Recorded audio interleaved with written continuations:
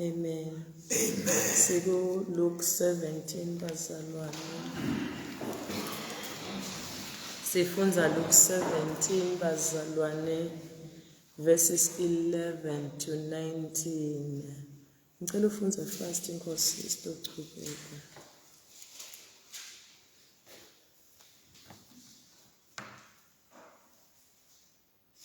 Endleleni Jesu asaya eJerusalema wedlula emkhathini weSamaria neGalile. Asangena emthini wahlangabezana namadodana labelishumi labephethwe ngulephero emabucadwana naye. Amemeza athi, "Nkosi Jesu, sihawukele." Wathi nakawabona Jesu wathi, "Hambani nibonakalise kubaphristi." Nangempela athi asahamba kulephero bagodloka. Lenye yathi kube ibone ukuthi seyiphilile, yanxanzeka idumisa uNkulunkulu ngelizwi elikhulu. Yafika ilahla phansi ezinyaweni kaJesu imbonga. Yona-ke beyingumSamariya. Jesu wathi, "Belinesilo yini lishumi ekuphilisweni kwenu?" Ngalamanye amagama abazalwane Jesu wamangala. Wa-expressa kumangala kwakhe ngenkukuthi asibenasilo lishumi.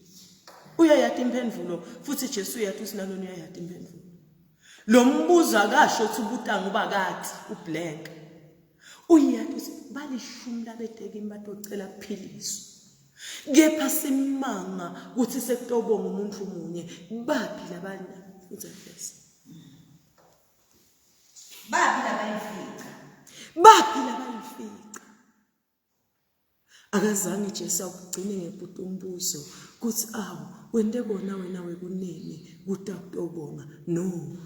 Wandathi manga wakhuluma sibusiswe tiwalo yamuntu asesisivuze sathi. Akatholakala namunye yini? Funza verse lesibusiswe. Leave verse lesibusiswe uzali verse lelandzelako. Wase uthi kuye. Sukuma uhambe.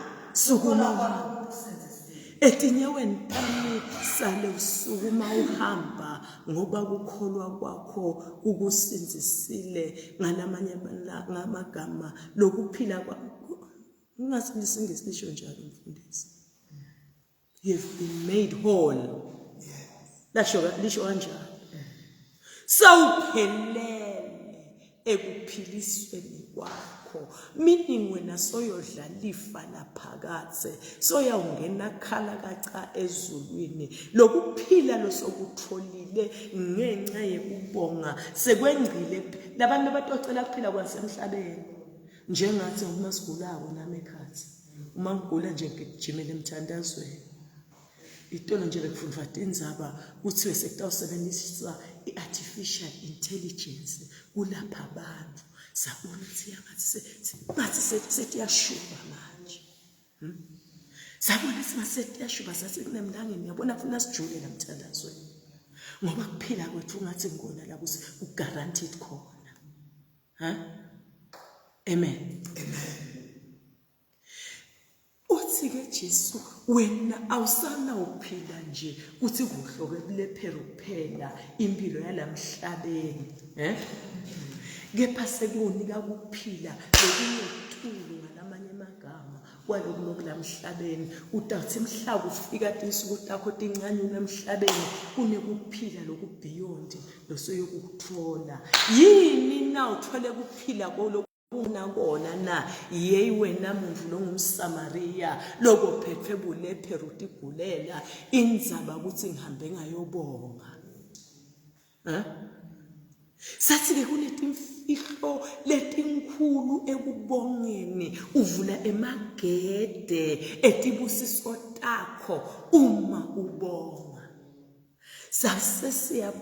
sibuka abantu lababonga evini lasemakathe sabanemisha namhlanje ngicela sichubeke ngabo ake sesibuke nakunjana manje nakulo Solomon 2 Chronicles 7 uthi wenda njani Solomon ayinkosi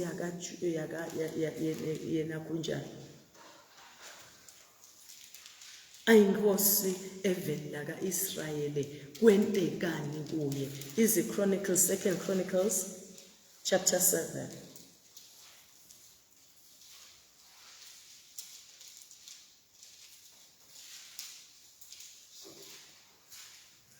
ngani bekumele sicele lapha chapter 6 masikaya lapha chapter 6 mhlambe siteka kahle lensaba yethu verses 12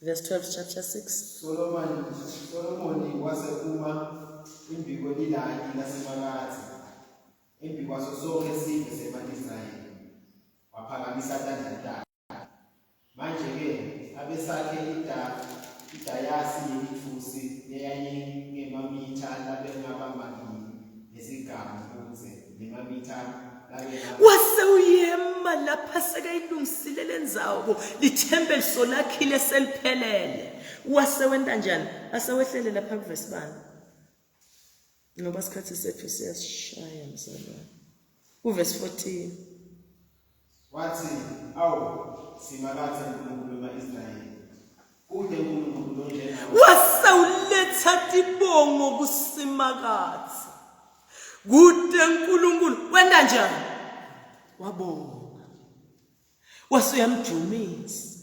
wasuyambabata wasuyambabala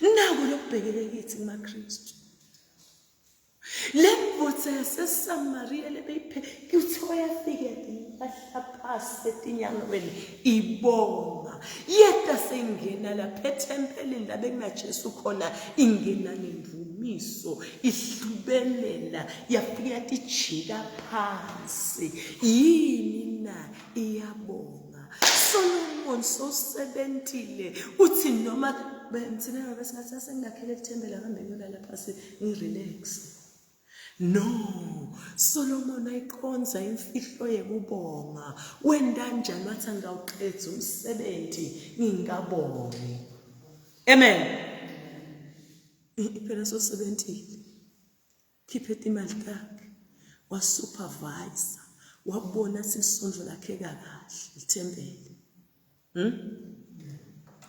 Goja wathi ngawuqedza umsebenzi sekumele ngibonge sekumele ngente njani sekumele ngibonge wase uyabonga wase uyathonisa wase uyathandaza lo Solomon lo Cocoma ke uye lapha kunakhonjana ku chapter 7 sithi isikhathi sethu sincane besinayilanza lendzaba bathi khona la ujalele khona umfunzele verse 3 kwathi kube konke ema-Israyeli abone nomlilo wehla enkhathini yasemakathe wamvumisa such that kwehla umlilo ezulwini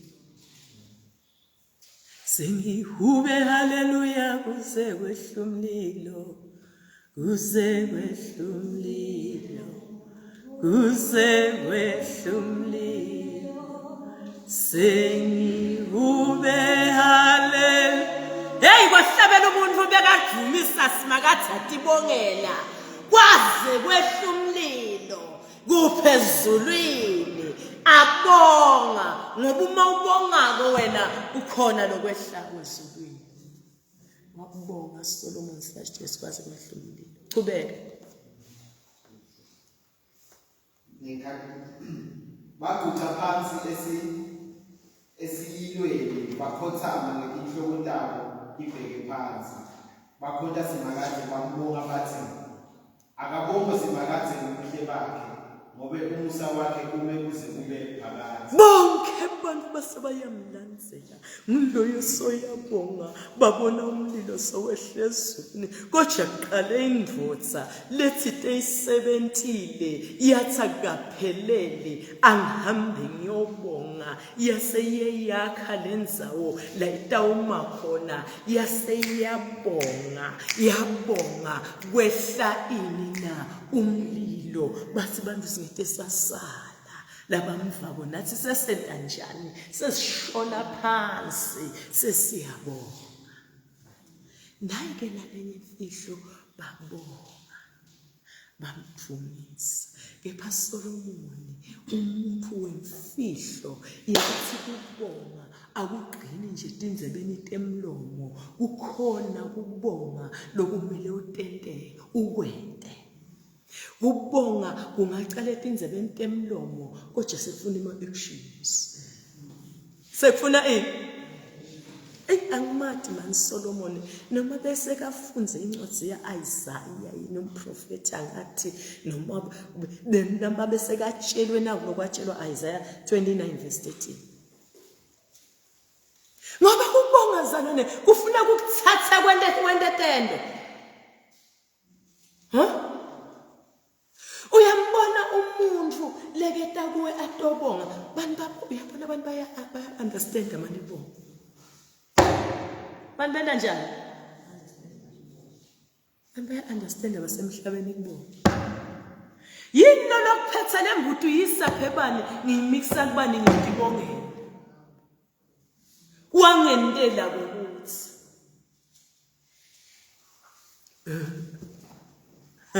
athi Solomon yakwathi nefona singene ngendenja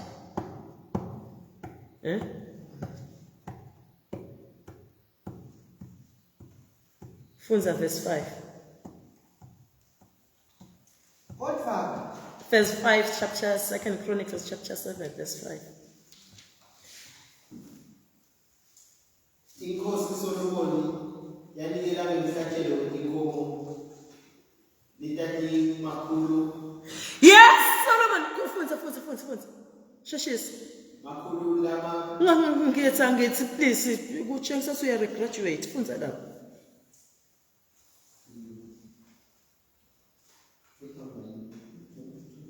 Tinkulungwane. Inkulungwane letati mashumi lamabili nakubili netimvu letati Digits. Sigidi. Sigidi lesa. No, likhulungwane. Sigidi No. seshumi nakubili ihlangene netimbudi. Inkosi yalinikela kanjalo ngelithempeli kaNkulunkulu ikanye nesive. Bapristi bema ngezindzawo tabo. Yabazalwane wenqa lo muntu wakhipha bathi laba basaqala wasena uthatha lenzaba soyenyusa igraph sasisho njalo sakho wasewenqa sitebhisi wathi mina ngiyakwathi kubonga lokuthi awujulisa kuze kuthinze inhlitiyo yasemakadze kuthi kumele ngisale nginikela ngisale ngenta njani ngisale nginikela 22,001 nawe tinkomo 121 mzalwane netimvu netimbuti wakhe tempeli lo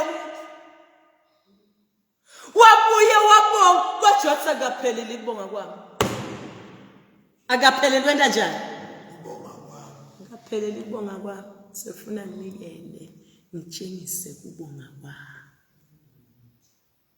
sithi bazalwane kubonga ukuvulela info ezulwini utsinza inhlitiyo yaNkulunkulu bese uvula emafastelo asiveke kuthi Solomoni sonikele kangaka sobonge kangaka ngetindzebe temlomo sonikele kangaka kwentekani Solomon zini masilandzela kule chapter lelandzelako kuthiwa uNkulunkulu kulobo busuku the same chapter in fact kulobo busuku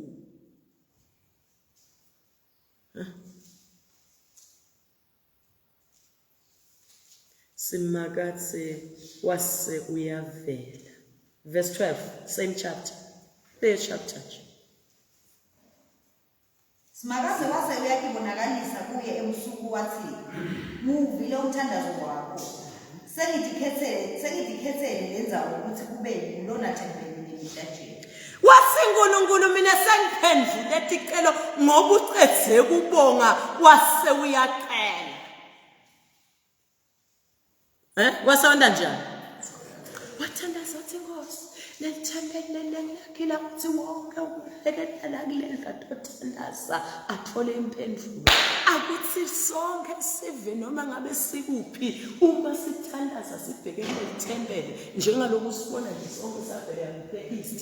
Uma ubuka lamasondlo ayimana kunjani abheke east akhumbula ukuthi Solomon wathandaza njani kwekuthi yonke imithandazo iyawubhekiswa kuphe Jerusalem lapha ngakhe khona lelithempeli. Ngake konkosi akuthi noma ngabe ngubani noma uyibhilive uma sekudzinisweni asekuhluphekeni bese uyathandaza ubheka kuphi na kulelithempeli kuhle kwaDaniela senkingeni akhishelwe idegree usutawubulawa wasevula ifastelo ubheka ethi athunjiwa sevenele khamba eBhabhiloni wabheka eJerusalema akhumbula umthandazo lekathi uthandazwa nguSolomon uthi wonke umuntu noma ngabe uliphilive noma usivesini lekayawuthandaza abheke eJerusalema uNkulunkulu ethani uma usezulwini lakho wehle uvele umthandazo bese uyawuphendula. Lwasewuthi Daniela wabemkhulu wami Solomon wathandaza kanjena ngisekuthinisweni evele nhlupheko angivule ifastelo ngithandaze ngibheke eJerusalema wase uyathandaza balandise emabhubesi emalanga base bamjijela khona uNkulunkulu wavala imilomo yemabhubesi. Hallelujah. Uthi ke uNkulunkulu hey wena Solomon nguvile umthandazo wakho uhambe ngeprocedure lekahle ungidumsile ngetinzibe temlomo wenga wangagcini khona wase uyanda njani uyanikela ubonakalisa kubonga ngoba ubonge kahle kangaka wenda kahle kangaka sengiyophendula umthandazo wakho. Amen. Sifike uthi uNkulunkulu phendula Phendula. Qhubeka. Nangivala emazulu ukuze kuthi kubede imvula noma ngithume isikhonyane ukuthi sitawubhubhisa lelive noma ngithumele isifo lesibulala nabo emkhathini wesive sami. Nangabe sive sami lesibitwa ngelibito lami sitithoba sithandaze kimi sifunisisa inhlamvu yakho. uNkulunkulu wakhuluma naye ngo. uNkulunkulu wakhuluma naye ngo kuthi lokucelile lokucelile kutakwendeka uthi oseNkulunkulu mtshela kuthi mangivala emazulu sive sami isithandazi siphe uthandaza njalo ngale kube besenesikhathi besitawufutha wasewenika ngqole impendulo yakhe. But it was beyond. Ifuna le verse imfundisi lapha athi cela noma ngabe yini.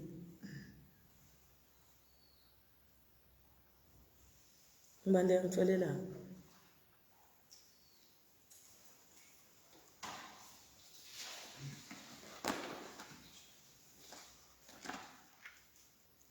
First Kings chapter 3.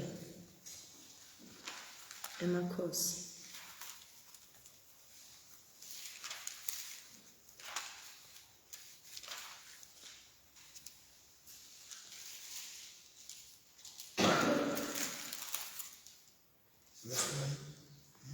Mana ngisesho le verse ngifundisa ngitshelayo. Hayi wasekusiya. Ngikhona kwazi. Ngikhona. Yes, ngithi ngiyabona mina verse 8 ngicela verse 9. But ngikhona.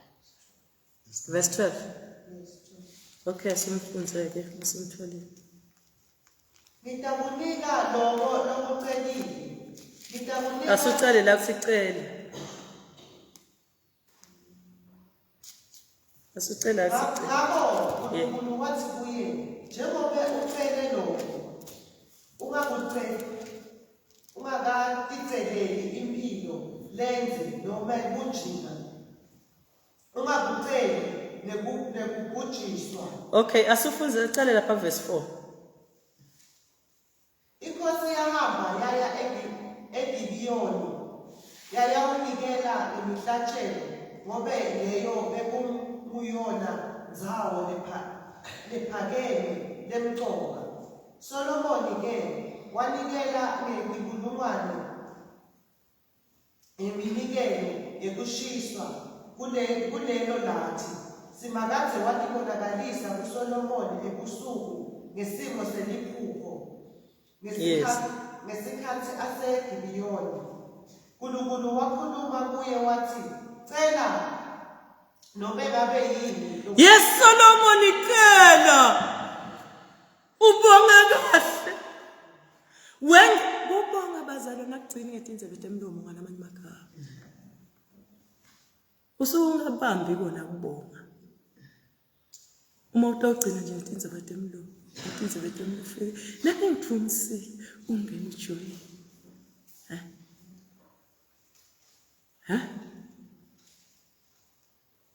sibongika silemfana ugcine lapho ugcine kuphi sesikhathi sekunikela sandla saye khikhini uthi nami ngibongile uNkulunkulu yadlala sengafike emongeni usengafike kuphi ngizalwane sengafike emongeni uyathi Jesu asesibuke Jesu ngoba abantu abanangeke asembengithi ke angimati Solomon noma bese kuvele lelivi lelibehlawehla ngaIsaiah noma ngaHezekiah bese livele lifikile yini imhla anikela ngaleli nani lelikhulu kangaka before siye lapha la uJesu afundzisa khona atusa khona ngenkubonga. Ngibani 29 Isaiah 29 asembuka ufunze verse 13 I think. Isaiah 29 kwathi waqala yeSolomon mathanzi wathi Solomon ngicela siyathi inzaba kuhlakanipha wasigodi uyabona wena nendlela lombonge ngayo lokuhlakanipha ngidakunika ngengcebo unike ini na ingcebo inzaba seyathi bazalwane ukuthi lesigodlweni saSolomon ligolide wakuluthuli lakhona kwaze kwathinseka indlu ini na kwathinseka iprincess eEthiopia yathi ivile kuthi bayiqoqele kuthi kunemuntu kunenkosi erich kakhulu ligolide lidlala abantu wathi ngisafuna bedibonela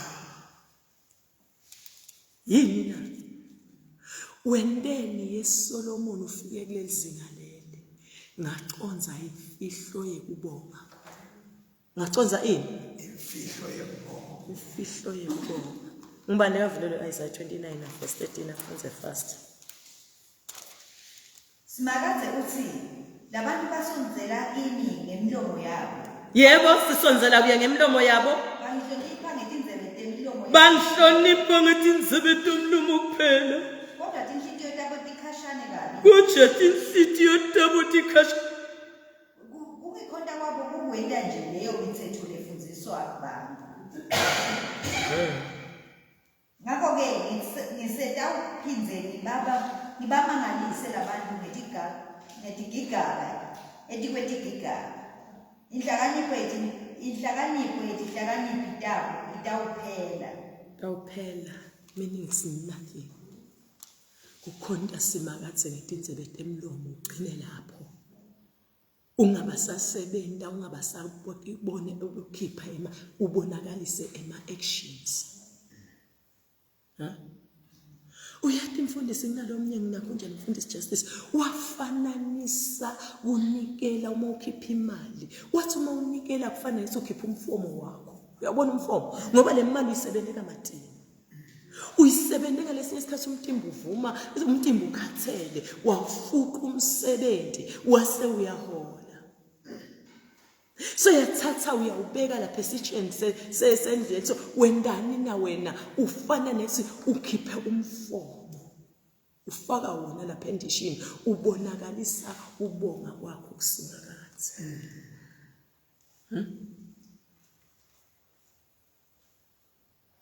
Uthi labantu labangikhonda kuphela ngetinzebe abangijabulisi. Amen. Ezekiel 33 verse 31.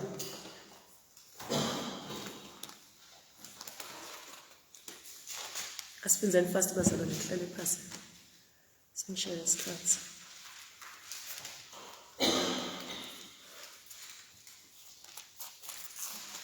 Bantu bami betakulo njengoba bavame kwenza. Ezekiel 33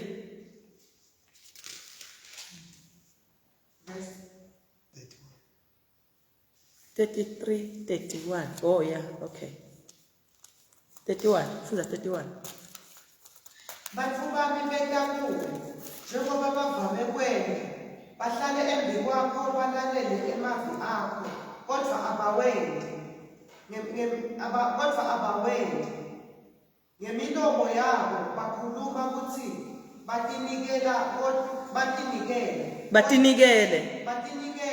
kodwa inhliziyo yabo ibukhali ifuna inzuzo leyo. Yebo. Labantu mabeta la endlini yelisonto wena ungathi ngemakholwa la uzibabhambaza. Kodwa masekta etendweni 0. Wewe utawufunza utawuvathi ngokutawendani lapha. Uyathi Jesu kwakhuluma ngesihlahla semkhiwa. Ngisibona isihlahla semkhiwa sasiluhlata kwakusebusika sihlata sihlaba sidweba ngoba kuthiwa sakhiwe timbanzi tathu tijule phasi. Sidwebe manje siyawadonsa sihle emakholwa abukeka kanjalo uthi wena ngekholweni ngawuthola tithelo lakamoya lifika disappoint. Labanye baze bethu batofuna iadvice ekholweni asuke umuntu akhuluma indlela engasiko khona. Tithelo kaThixo Jesu wena kanjani leso sihlahla leso wasicalekisa. Sasibukeka uyabona lesihlahla semkhiwa lesi si representa thina emakholo. Wasonzela Jesu alambile afuna ini na tithelo. Ekubongeni kufunakala tithelo. Tiphi tithelo?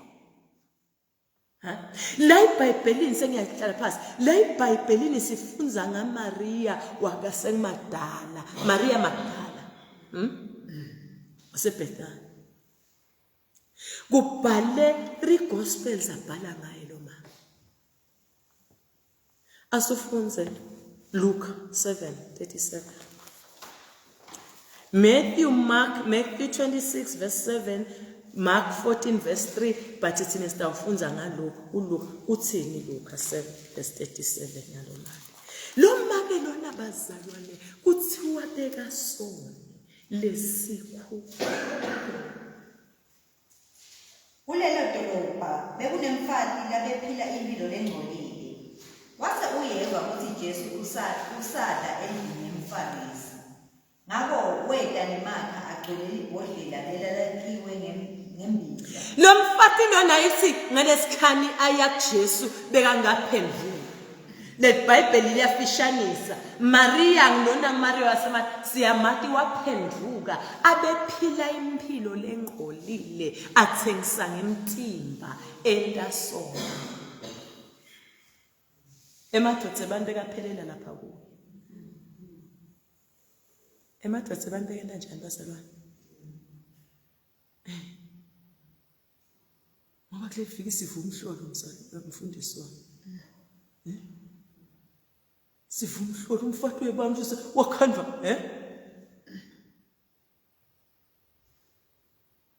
kwakunjalo. Kwakunjalo. Bantu bakhupha imihlobo ngayo. Kwakwathi nje sisiboti. Waselo ntombazana lona webe kanjena bekandla sono umango wonke ungamfuni wase uyaphendula. Babhali beBhayibheli ke labahlati yeBhayibheli bazalwane bathi lo ntombazana lona lo Maria lona lo Mary waseMagdala wase wenda njani wase usebenza kasekaphendukile Jesu samthethelele itono takhe wasebenza umnyaka wonke abeka imali athi lo Jesu lomthethelele lesono lesingaka yini lengabonga ngaye yini lengenda njani lengabonga ngaye kuye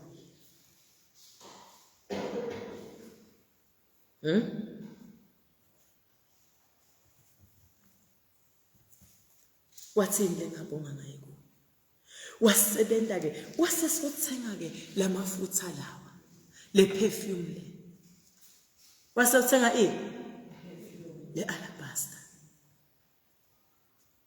kuthiwa it was the most expensive perfume very expensive muve phela masekayithela lapha etinyaweni waseuqonza qo etinyaweni taJesu wayewuthela le perfume amen wayawenda njani wayawuthela le perfume waqubuka abafundi waqubuka wonke umuntu endlini le perfume ledure kangaka bangaconzi ukuthi lo mfati uqhuba inkonzo yekubonga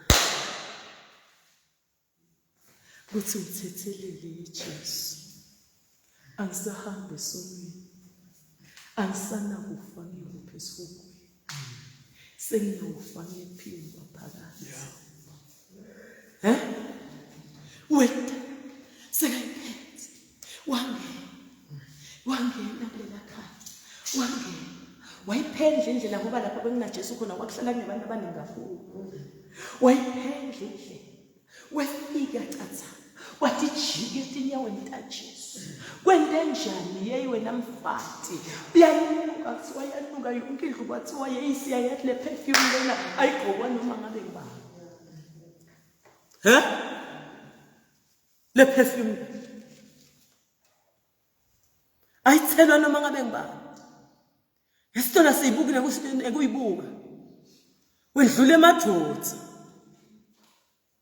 enda njani atibongeke kulona nekamsenzisa wamenyule emandleni esono ngoba le demon lekulala li strong ngalibukela phasi unganyumuka kulo nje bonga fana nale kutsanza imali amen wasiyabonga lo mfati ngifuna lamavi ngibale yamfanele lamavi ethi Jesu waphendula wathi makabakhuda laba lebe sebamkhuda kuswendele endendele nje imali engaka ngabe uyilethela esikhwameni senda lokuningi sendani ngifuna investment lethi niyekelele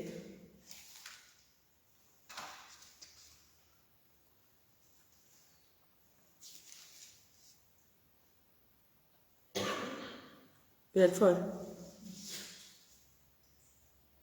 ukuthi wherever the gospel is preached kuyawubhalwa ngalo mama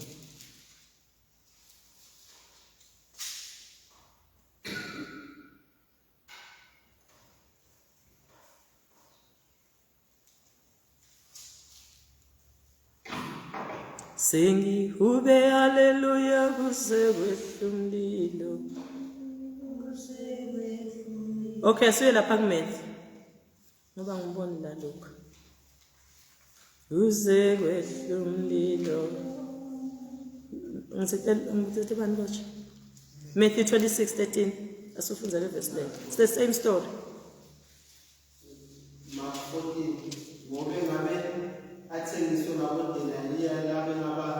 amakhulu amathathu kwabelwa abampofu nemali. Yes. Kakhulu mfana. Kodwa Jesu wathi yekeleni niphuphelane ngoba wena umsebenzi kakhulu kini. Yes. What's iqhubeka?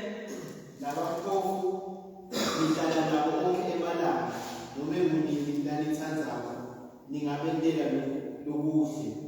Kodwa mina anginawo uhlala nami sonke isikhathi. Naye-ke wende lokho lakahle akwende ugcomise umtimba wami awulungiselela undwatshwa usenakandwatshwa. Yes, qhubeka. Ngiqinisile ngithi kini noma kukuphi lapho ivangeli yawushunyayelwa khona emhlabeni wonke lokhu lakwendile kuyawuba sikhumbuzo ngayo. Lokhu leka kwentile kuyawuba sikhumbuzo nga yes. Judas Iscariot lobe umulomunye walabe balishumi lamabili waya kuba priest labe Sengiyo yini lenzaba no sale uma la ngifuna lapha athi igama lakhe liya noma ngikuphi la kushunyayelwa khona livangelo ufundzile leli Yes. awuphinze ufunze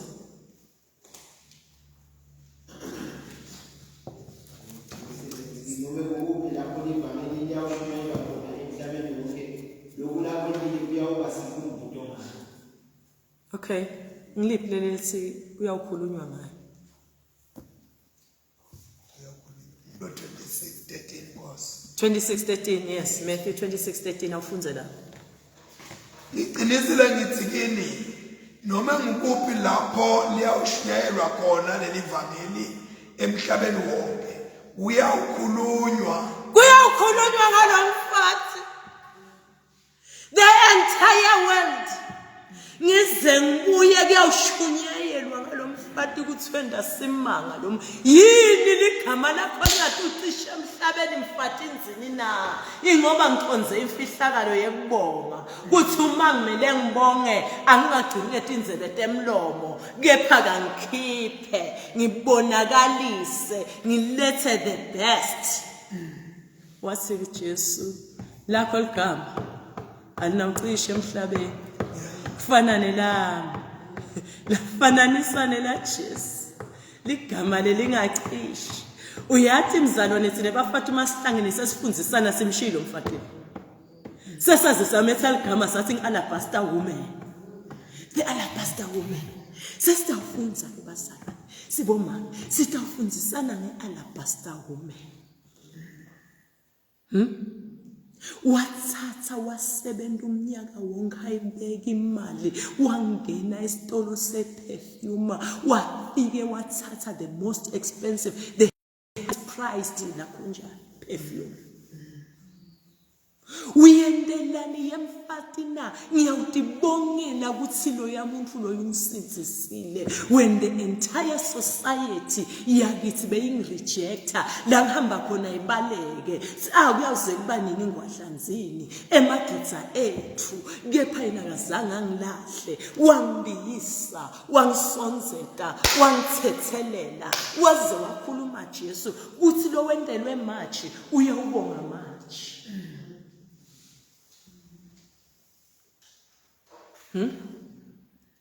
nami ngendelwa machi mfundisi wami. Hallelujah. Ngendelwa machi. Ngakonke malanga. Ngiphokophela ukuthi ngibonge machi. Ngibonge njani? Ngibonge machi. Ngigcine ngetinzebe temlomo. Ya, masebito umnikelo lapha sibasebenzi besine conference. Senta njani? Sandla sami siyesifune ngathi ngihamba wekuqala yini imfihlo na ngitsindwa nguSolomon ngitsindwa ngilomfati ngitsindwa ngemagama aJesu ngokubheke ukuthi ngibonge machi uyabona Jesu ubheke ukuthi ubonge machi lethi nzebe temlomo tilungile tihle kuyabongeka lokho kepha kukhona lokufuna ukwenza kuko ufuna wende njani wende kuko Jesus